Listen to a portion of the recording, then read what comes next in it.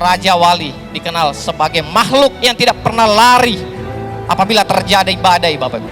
Raja Wali tidak pernah takut dengan yang namanya hambatan. Raja Wali tidak pernah takut dengan badai. Semua hewan apabila terjadi badai, dia akan lari, Bapak Ibu. Tapi Raja Wali apabila ada badai, maka dia akan masuk ke badai itu. Kemudian dia mengikuti badai itu. Dia berlari, naik terus ke atas, terbang ke angkasa, menjadikan badai itu menjadi pijakannya. Saudaraku, Anda pernah jangan lari dari yang namanya tantangan, hambatan. Anda harus menghadapinya, Bapak Ibu. Anda jangan pernah lari dari medan pertempuran hanya karena penolakan di luar sana, Bapak Ibu. Mari kita beri aplaus untuk Bapak Agus Devi dan Ibu Irma Handayani.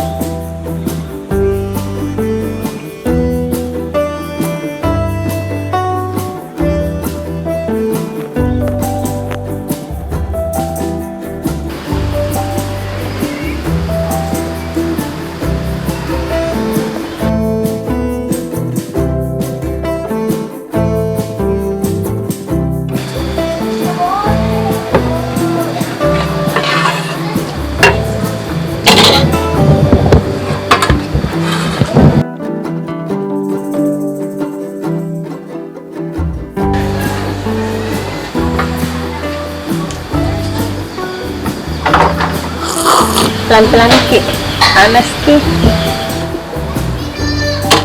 Alhamdulillah. Kayaknya memang cocok untuk ini keluar kok. Hamparan sungai yang membentang jauh dengan balutan pebukitan menampakkan keasrian desa yang sangat indah. Air yang jernih seakan memberi nuansa yang sangat damai. Di tempat inilah Agus Tepi lahir dan besar menjadi pemuda yang tangguh. Kehidupan desa yang jauh dari keramaian tak lantas membuat Agus Tepi merasa sepi dengan cita-cita.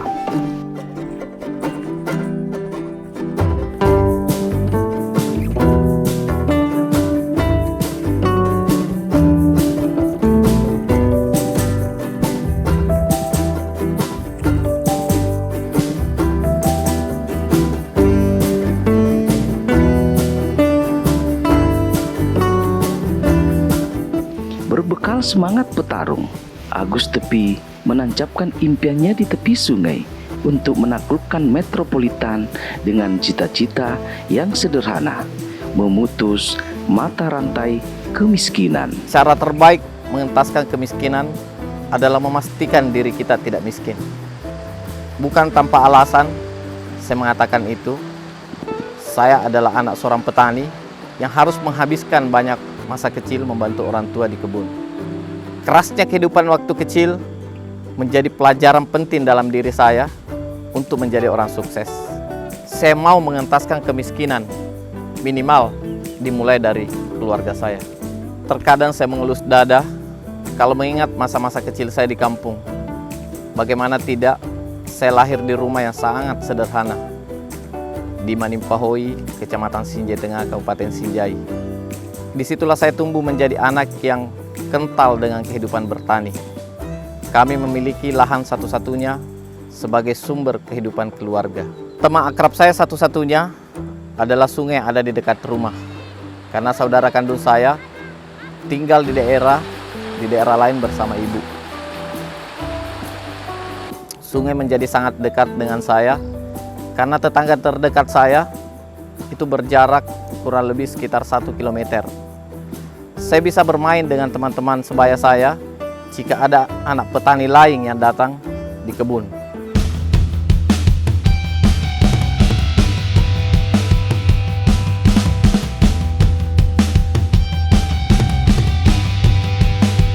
Kehidupan Agus Tepi diwarnai dengan keterbatasan. Pemuda yang tak banyak bergaul lantaran pemukiman tempat tinggalnya hanya ada sungai tempat ia bercengkrama. Tak seperti pemuda yang lain, Agus Tepi hanya berteman dengan gemuruh air sungai di samping rumahnya. Tetangga pun nyaris tak ada. Namun situasi ini tidak lantas membuat surut cita-citanya. Inilah yang membuat Agus Tepi berpikir keras untuk melanjutkan pendidikan sebagai bekal meraih impian. Untuk ke sekolah, saya menempuh perjalanan kurang lebih 5 km dengan berjalan kaki. Artinya, kurang lebih 10 km setiap harinya. Sangat berat untuk anak seusia saya. Tetapi saya tidak punya pilihan lain selain berjalan kaki melewati gunung dan jurang. Tekad bulat saya terbayar dengan prestasi. Alhamdulillah, saya selalu mendapatkan ranking di sekolah. Saya memiliki tekad yang bulat bahwa suatu saat saya bisa merubah hidup yang jauh lebih baik. Memiliki rumah yang bagus. Pikiran ini terus berkecamuk sampai saya sekolah di SMP. Satu hal yang pasti, jiwa pekerja keras saya tumbuh di masa itu. Saya berusaha membantu orang tua agar tidak terbebani dengan biaya sekolah dan uang jajan saya. Saya menjual kue, saya jajakan sepanjang jalan menuju ke sekolah. Begitupun saat di SMP, saya berjualan keripik di sekolah dan menemani orang tua ke pasar menjual hasil kebun. Masa-masa inilah yang saya rasa sangat bernilai tinggi, membentuk mental dan hasrat saya untuk menjadi orang sukses. Setelah saya tamat SMP, saya melanjutkan sekolah di SMA, yaitu di Sinjai Selatan. Saya tinggal sendiri di rumah kami yang sebelumnya kosong. Saya mulai berpikir bagaimana mengatasi biaya hidup karena terpisah dari orang tua. Setiap pulang sekolah, saya membantu tetangga menanam, bahkan terkadang juga mencangkul di kebun tetangga. Terkadang setelah membantu, saya diberi makan atau saya dikasih hasil kebun. Itulah yang membuat saya bisa mandiri, meringankan beban orang tua. Setiap hari Sabtu, saya pulang ke kampung saya yaitu di Manimpahoi dengan menempuh perjalanan jauh kira-kira sekitar 20-25 km dengan berjalan kaki. Di masa inilah proses mental dan impian sukses saya terbentuk.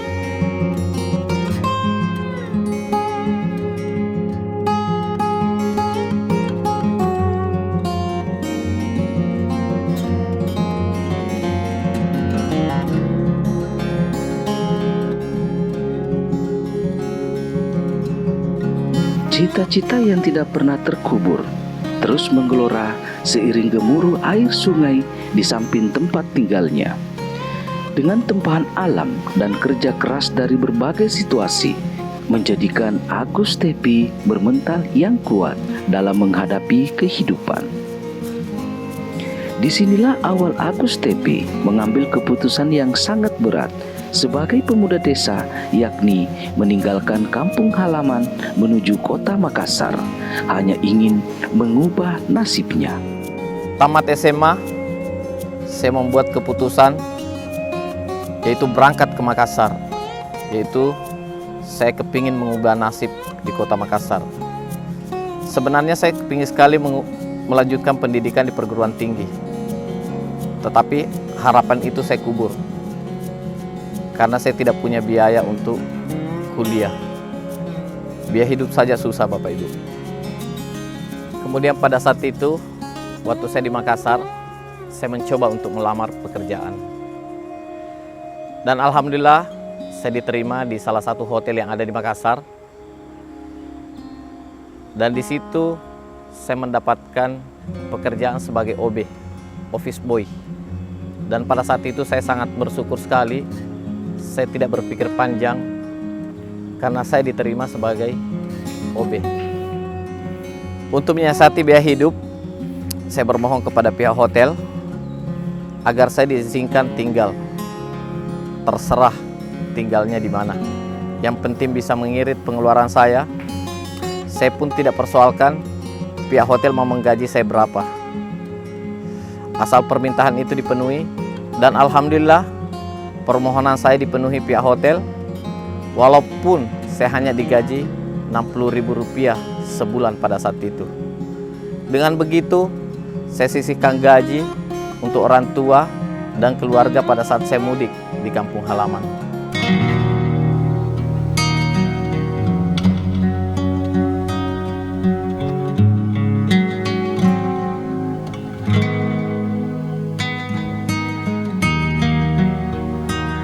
Di titik ini, Agus Tepi merasakan angin segar dalam menghadapi peruntungan di kota metropolitan.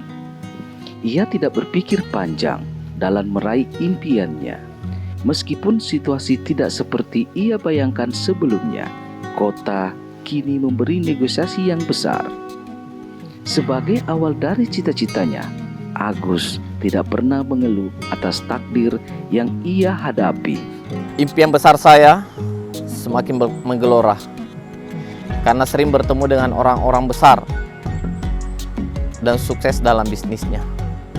Saya mengatakan dalam hati saya, selama ini saya menjadi pelayan di hotel.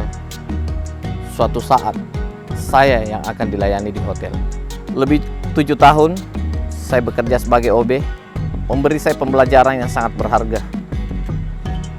Suka dukanya bukan hal yang mudah bagi saya. Kadang sikap dan perilaku orang yang terasa merendahkan, bahkan menyepelekan dan menghina. Dan itu pun saya lalui. Saya anggap itu semua adalah batu asa untuk kesuksesan saya ke depannya. Di tahun kedua, saat saya punya cukup uang, saya mengikuti program bimbel, yaitu di 3 tempat, untuk persiapan saya untuk mendaftar di salah satu universitas ternama yang ada di kota Makassar. Sosok Bapak Agus Tepi yang saya lihat orangnya sangat sederhana, low profile. Dia sangat humble terhadap timnya.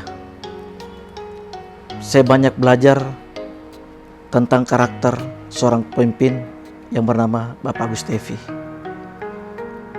Ada beberapa sikap dan tindakan yang membuat saya menjadi inspirasi. Saya salut dengan Pak Agus. Dia betul-betul punya integritas yang sangat luar biasa. Apa dia ucapkan, dia lakukan. Dan itulah saya melihat dari sosok Bapak Agus Tepi. Banyak hal yang saya dapatkan selama saya kenal dengan leader yang dinamakan Agus Tepi. Kedisiplinan waktu, komitmen, integritas, visinya sangat luar biasa. Bahkan ada sesuatu hal yang harus saya lakukan, menurut beliau itu sangat bagus, tapi kadang di pikiran saya dan hati saya itu akan bertolak belakang. Tapi pada saat saya melakukan hal itu, ternyata sangat luar biasa, amazing. Itulah yang saya lihat dari sosok Bapak Agus Tepi. Awal mengenal beliau itu sekitar tahun 2008-2009 di perusahaan yang lama. Di sana saya diperkenalkan sama teman untuk bekerja sama dengan beliau. Di awal saya tidak terlalu mengenal beliau seperti apa, karena memang di perusahaan tersebut saya jarang komunikasi, saya jarang interaksi dengan beliau secara langsung. Namun secara singkat, saya melihat bahwa sosok beliau ini adalah orang yang serius dalam menjalankan bisnis. Dia selalu ingin menyelesaikan sampai selesai. Tidak terlalu lama saya bersama dengan beliau pada waktu itu, sehingga sekitar tahun 2010 saya ketemu lagi di perusahaan yang sama. Lagi-lagi pada saat itu ya saya jarang juga komunikasi karena memang saya beda jalur ini, jalur sponsorisasi, tapi saya berada di perusahaan yang sama. Namun di perusahaan tersebut saya melihat betul-betul kegigihan beliau, keseriusan beliau dalam menjalankan bisnis, bagaimana dia membantu tim, bagaimana dia ikhlas dalam bekerja, sehingga betul-betul beliau sukses. Nah, di perusahaan itu pun tidak lama, jadi sekitar tahun 2013 saya vakum dan tidak pernah lagi komunikasi dengan beliau. Kalau Grand itu kita main di provinsi. Sudah itu toh, kita serang dulu kemarin dulu semua ke kecamatan. Nah, terus sering turun ke kabupaten. Nah, nanti Grandnya bawa di provinsi. Leman, jadi itu dari kabupaten masuk lagi.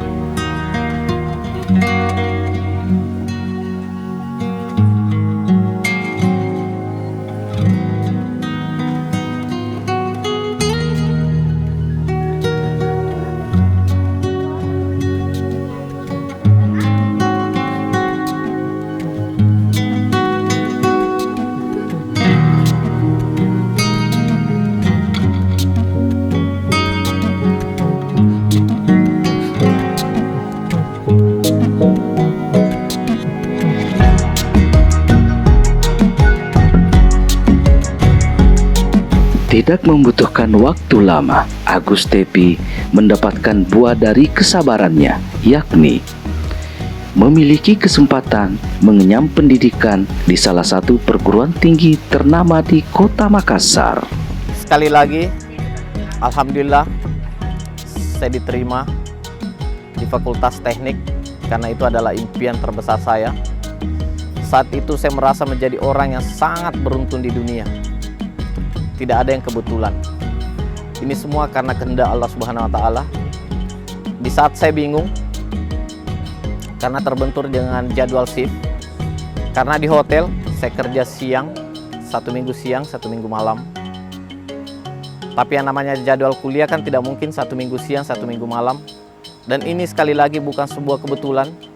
Saya punya teman, itu istrinya meminta untuk dia hanya shift pagi saja. Dan pada saat teman saya meminta, saya sangat bersyukur sekali.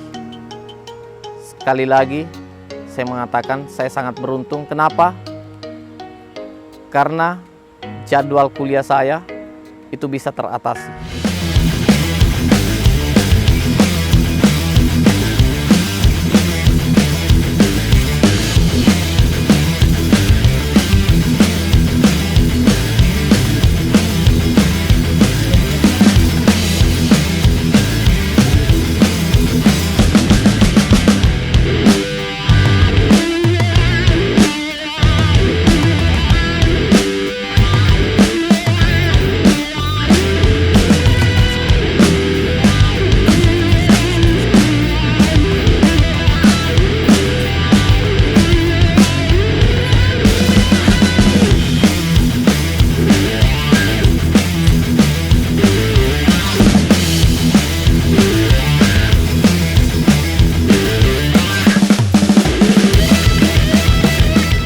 Awal mula saya ketemu dengan Bapak Agus Tepi Kami dulu berawal dari satu komunitas pengajian.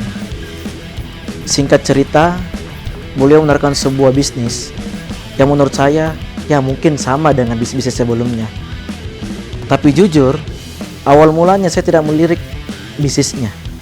Tapi karena lihat sosoknya beliau yang penuh dengan integritas, jadi saya bilang oke lah, karena pertemanan, akhirnya saya join. Sekitar tahun 2019, saya jalan-jalan di Topaz dan saya sholat asar di masjid sana di Topaz. Saya ketemu dengan beliau, cuman saya tidak sempat ngobrol karena saya di dalam, beliau di luar. Setelah pertemuan singkat tersebut, satu hari, sekitar 2 hari, saya ditelepon sama istri beliau untuk ketemuan. Dan akhirnya saya pun ketemu dengan beliau dan diperkenalkanlah perusahaan Renner kepada saya.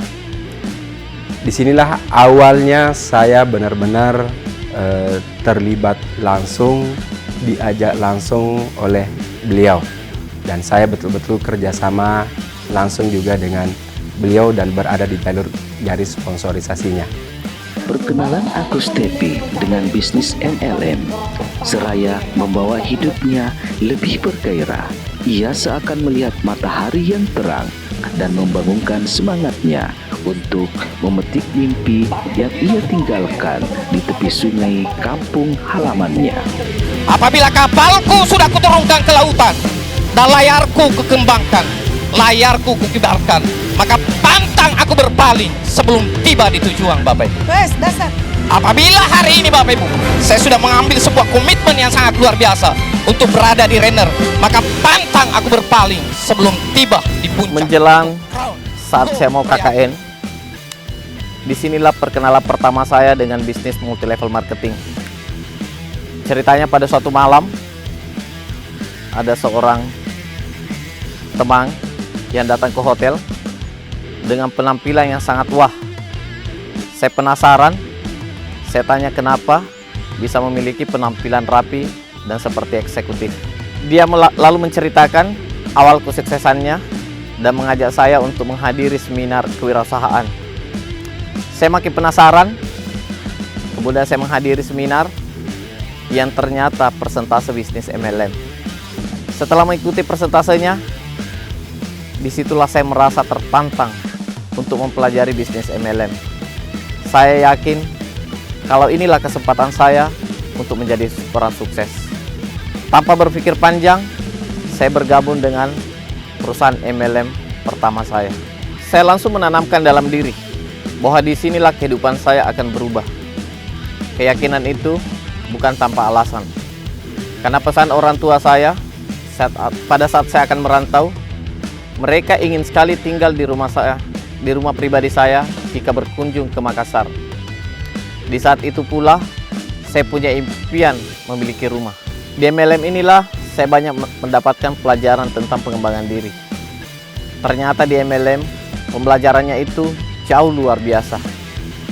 Karena banyak sekali penolakan yang kita terima saat kita menawarkan ke orang lain untuk bergabung ke dalam bisnis MLM. Penolakan-penolakan itu sempat menggoyahkan keyakinan saya. Apalagi pada dasarnya, saya termasuk orang yang sangat pemalu. Tetapi semua itu kembali bergelora saat mengingat visi yang sudah saya tetapkan sebelumnya. Apalagi saat berhasil mendapatkan bonus pertama saya semakin termotivasi untuk terus berkarir di bisnis MLM. Memang bonus tidak sampai 50.000, tetapi menjadi bukti bahwa saya diberi bonus oleh perusahaan. Saya makin yakin jika jalan hidup saya ada di bisnis MLM. Akhirnya saya memutuskan berhenti bekerja di hotel di tahun keempat saya bergabungnya saya di bisnis MLM. Saya menjalani MLM pertama saya selama 7 tahun, dan yang paling saya senangi waktu itu adalah sekolah bisnisnya. Mungkin karena waktu itu saya sangat haus dengan segala hal yang menyangkut pengembangan diri.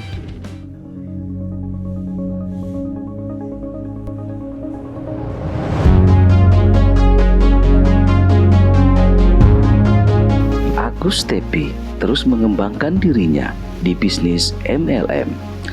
Tak tanggung-tanggung, Agus terus mencari celah demi impiannya hingga berbagai training MLM ia ikuti, baik di Makassar hingga di luar kota Makassar.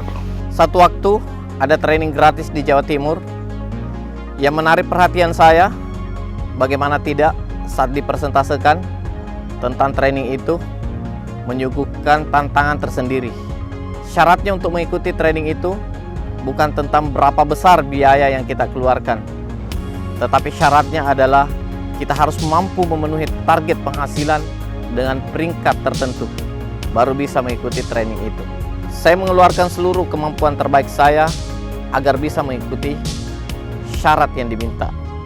Tanpa disadari, ternyata saya bisa menembus target penghasilan dalam waktu yang sangat singkat. Tentu saya sangat bangga dengan pencapaian itu. Saya dan beberapa temannya lulus, akhirnya berangkat ke lokasi training. Sesampainya di lokasi, saya sangat kaget mendapatkan model training yang sangat jauh berbeda dengan training pada umumnya. Tetapi di training ini, saya mendapatkan pendidikan yang sangat menarik dan sangat luar biasa. Karena ternyata di training itu adalah sebuah training tentang kehidupan.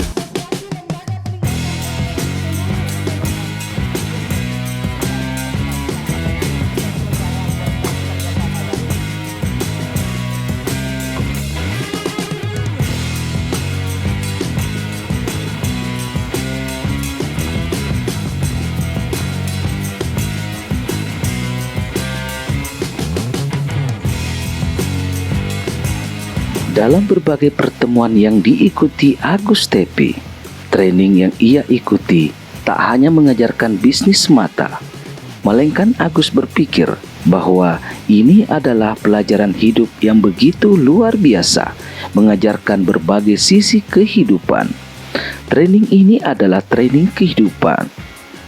Dari sinilah Agus mencoba mengembangkan sayap bisnis dengan melakoni bisnis MLM dari yang satu dengan yang lainnya. Di tahun ke-7 saya melakoni bisnis MLM, saya tergerak untuk mencari dan mempelajari banyak perusahaan MLM. Akhirnya, saya menemukan dan memutuskan untuk beralih ke perusahaan MLM lain saat saya naik daun pada saat itu. Nah, disinilah saya sangat menikmati yang namanya hasil dari bisnis MLM. Saya bisa membeli rumah, kendaraan, termasuk menikah. Celakanya pada saat itu, saya tergoda dengan bisnis yang namanya bisnis money game atau investasi bodong. Sehingga apa yang saya dapatkan selama saya menjalankan MLM selama 7 tahun di MLM pertama saya dan 5 tahun di MLM yang kedua saya, itu habis hanya dalam jangka 1 tahun.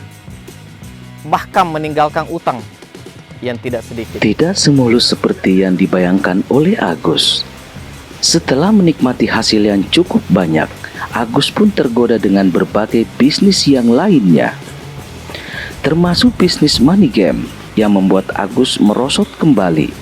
Hasil pencapaiannya selama ini, pukulan telak pun serasa ia rasakan. Saat itu saya sangat terpukul, bahkan hampir mengalami depresi. Pukulan telat itu juga membuat saya sangat tidak percaya diri. Saat itulah saya dan istri berpikir, jika kembali berjuang di bisnis MLM akan sangat sulit, karena nama baik saya sudah rusak. Tidak ada cara lain. Setelah itu kami memulai bisnis konvensional. Saya sempat membuka warkop, namun warkop saya itu hanya bertahan 6 bulan. Selain itu, karena saya sangat bingung dengan istri, saya akhirnya berjualan es dan saya juga sempat menjual pangsit. Bermodalkan mental yang kuat, Agus tetap bertahan hidup dengan berbagai cara ia lakukan, didampingi dengan istri yang terus memberi semangat serta anak-anak yang menjadi motivasi Agus pun terus mencari celah lepas dari kebingungannya.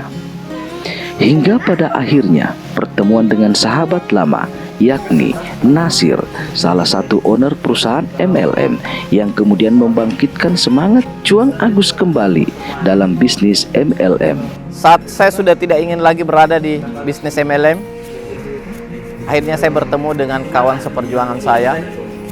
Saya ketemu dengan Pak Nasir dan beliau mengajak saya untuk bergabung lagi di bisnis MLM. Karena beliau adalah sahabat saya, akhirnya saya mencoba untuk kembali. Meski dengan membawa nama yang sudah tercoreng, tetapi kebersamaan saya dengan beliau itu tidak berlangsung lama. Itu hanya berlangsung sekitar 8 bulan. Karena kenapa? Saya merasa MLM ini tidak serius. Buktinya tidak punya namanya legalitas. Saya yakin ini hanya akan merugikan kami. Tapi saya berpesan kepada Nasir pada saat itu. Saya ingat sekali malam itu.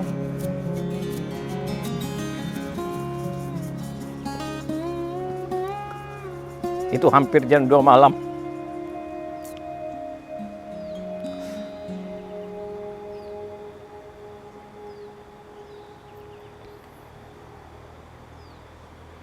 Saya sebenarnya waktu itu sangat berat. Karena saya dengan Pak Nasir sangat dekat. Namun saya harus memutuskan untuk berpisah. Karena saya yakin itu adalah hal yang terbaik saat itu. Karena saya ngomong pada saat itu sama Pak Nasir, Bapak, kalau saya berjuang di MLM, saya akan selalu berjuang sampai titik puncak. Namun saya melihat perusahaan itu tidak serius. Buktinya sampai saat ini, 8 bulan saya sudah berjuang, namun pada saat itu tidak ada tanda-tanda keseriusan dari perusahaan itu. Tapi saya berjanji kepada beliau, kapanpun beliau membuka yang namanya MLM, kapanpun beliau mendirikan perusahaan MLM, saya akan join di MLM apapun, yang penting beliau adalah ownernya. Ternyata janji saya waktu itu kepada Pak Nasir harus dipenuhi. Sebab di tahun 2017 beliau datang dengan perusahaan MLM yang beliau sendiri dirikan. Ya, PT Renner Inti Internasional. Dengan visi misi yang sangat besar. Saya menyatakan sikap bergabung. Saya penuhi janji saya kepada beliau, yaitu Pak Nasir. Kami berjuang bersama membesarkan Renner sebagai perusahaan MLM yang akan diperhitungkan bukan hanya di Indonesia, tetapi juga di dunia. Bukan hal yang mudah sebagai perusahaan yang lahir di Makassar. Lebih banyak orang lagi yang memandang sepele. Saya sangat tahu, paham hal ini. Tetapi keyakinan saya sangat kuat sekali bahwa Renner adalah jalan berkah bagi saya untuk saya sukses. Begitupun yang lain yang yakin seperti saya. Di perusahaan Renner pun, Agus terus mengembangkan bisnisnya hingga mencapai puncak tertinggi sebagai partner Renner dalam menjalankan bisnis MLM. Tak hanya itu, Agus pun mengajak seluruh sahabat dan keluarganya menjalankan bisnis Renner dengan tujuan yang mulia, yakni kemiskinan akan menjadi sebuah kenangan. Dan inilah saya yang telah mencapai tingkat dan prestasi tertinggi di Renner. Saya mengajak kepada semua orang di luar sana untuk bergabung tanpa keraguan. Sebab Renner akan mengubah kehidupan semua membernya. Lakukan yang terbaik yang kalian bisa. Selebihnya serahkan kepada Yang Maha Kuasa. Jangan pernah takut untuk mencoba. Insya Allah Anda pasti bisa. Saudaraku, Anda pernah jangan lari dari yang namanya tantangan, hambatan. Anda harus menghadapinya, Bapak Ibu. Anda jangan pernah lari dari medan pertempuran hanya karena penolakan di luar sana, Bapak Ibu. Orang di luar sana itu adalah pencuri impian-impian Anda. Anda tidak usah dengarkan omongan orang lain. Orang lain itu hanya menjadi supporter dalam hidup kita. Tapi yang menentukan nasib Anda bukan orang lain, tapi cuma diri Anda dan Tuhan, Bapak Ibu.